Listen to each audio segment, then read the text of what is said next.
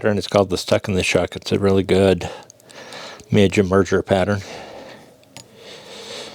I've got a size 16 hook in the vise. I'm using some nano silk.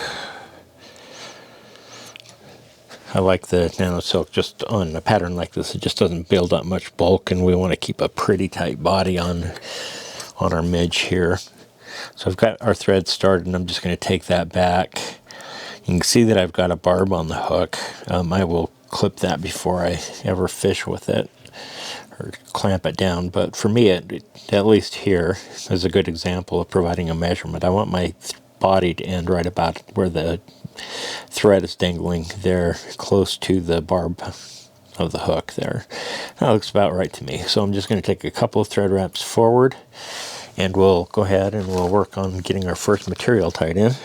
Okay, so this is going to have a little shuck on it, and I'm just using some amber Z yarn here. I want that shuck, that's going to be part of the body that's sloughed off, the case of the nymph. I want it to be a little bit shorter than the length of the hook, so I'm going to kind of get my measurement there. Go ahead and take a turn or two just to get that kind of secured into place before we're completely locked in. That gives me a chance to look at it. That's too long for me, so that's why I do it that way. I can grab this side of the Z yarn here and give it a small pull and just shorten that up to where I want it to be, which right about there is going to be good. Then we're going to take the thread back to that kind of index point where our abdomen is going to start. Right about there. Because I want a really uniform body here on my midge, I do want to go ahead and keep this material on here. It'll just help us make sure it stays pretty close to the same width all the way up. And we've got a front part and hackle that we're going to put on this fly, so I don't want to go all the way up there to the eye, but most of the way up there. We'll go ahead and clip that off. Straighten things back up again. I'm going to come back down. So I've also got Z yarn here, and this Z yarn is going to be white instead of the amber. So I've got myself a kind of a sparse little piece here, and we're going to fold that over the whole thing when we finish. So I'm going to tie this right about here. We'll go ahead and take a wrap or two around the material, and then I'll go ahead and draw it backwards so I don't have to cut it. And then my main focus here is going to be trying to take touching thread wraps a little bit so we're not building up too much bulk, but we also need to cover up that white. But I need this piece of Z yarn to stay right on the top of the shank of the hook, so I've got a hold of it, grasping it, keeping it straight up there where I want it to be. And we're just going to tie this right on back to that kind of reference point of where abdomen is going to start on the fly. Right about there. Then again, I'm just going to come back up. Sometimes I'll spin my thread counterclockwise because it just kind of flattens it out. It kind of unravels some of it. I'll try to catch a few of those. We'll probably end up with a little bit of a mess that we'll have to clean up, but that's okay.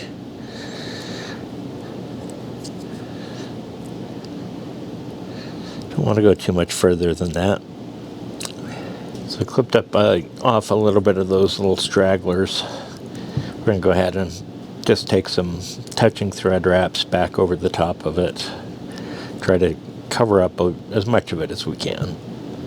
It's probably not going to be perfect, but... And I'll turn my vise like that from time to time because I need to see what you're seeing, which I can't see from my side. And sometimes I end up with some gaps on your side that I didn't see until I start looking at the video and wondering what the hell happened. I'm going to go ahead and move up forward so I can create a little bit of a thread base going up by the eye of the hook. And I'm going to come on back here. And the next thing we're going to tie in is we're going to tie in a grizzly hackle. I've got a nice grizzly hackle feather here that I've prepared. It's the right size. And so we're going to go ahead and attach that right about there.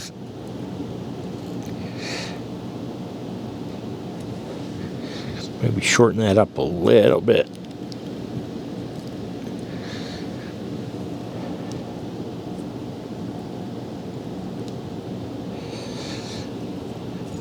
So by tying one wrap on this side and one wrap on the other side, it helps me get that hackle to stand pretty close to straight up in a 90-degree trajectory, which is exactly what I want it to do.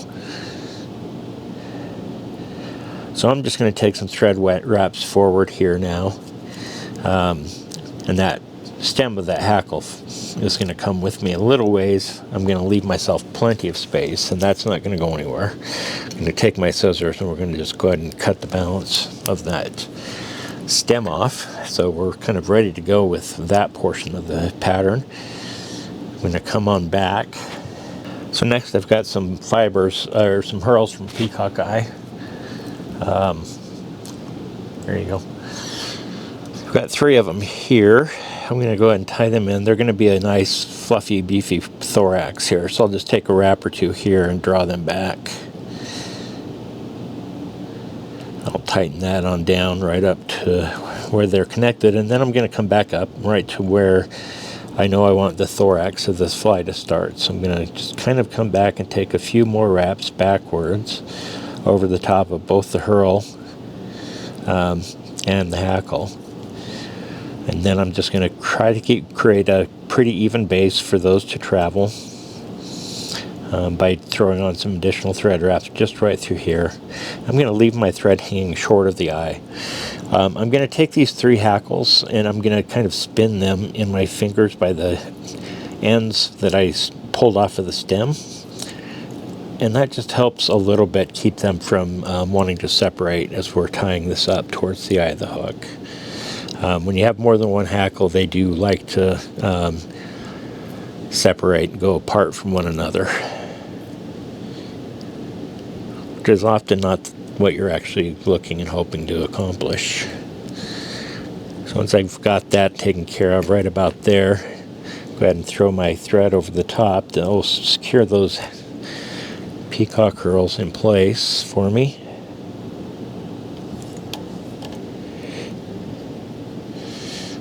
Another couple wraps there. I'm going to just go ahead and turn my vise a little bit sideways so that I can have access to those stems, and I want to cut them off right close to where they're close to the shank of the hook.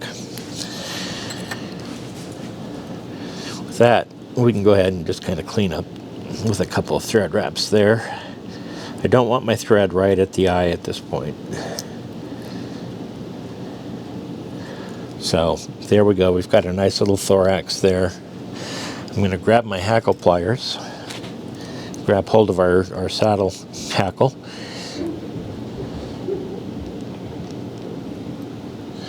and hold that.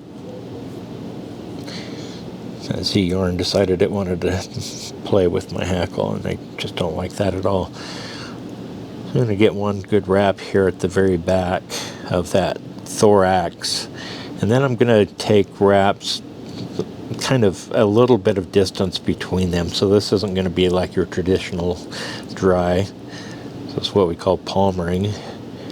And literally, you can see we've only taken a few wraps there, and that's really all I want to have on here. I'm going to go ahead and throw my thread over that stem a couple of times. Then I'm just going to go ahead and release that. I'm going to come in again with my scissors, and with my hackle I want to also cut that off very close to the shank of the hook here. Okay, so we're going to just take this Z yarn, the white that we tied in at the very beginning, and I want to stretch that right up and over through that hackle.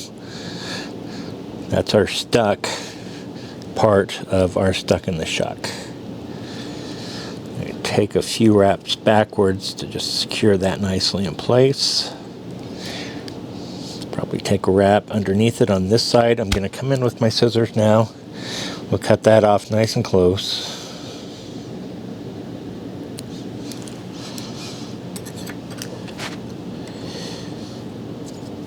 Give it a wrap or 2, not too many. I don't need too many here.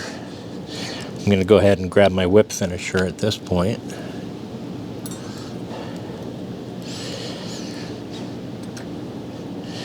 just do a few whip finishes here, trying to not trap any of those hackle fibers.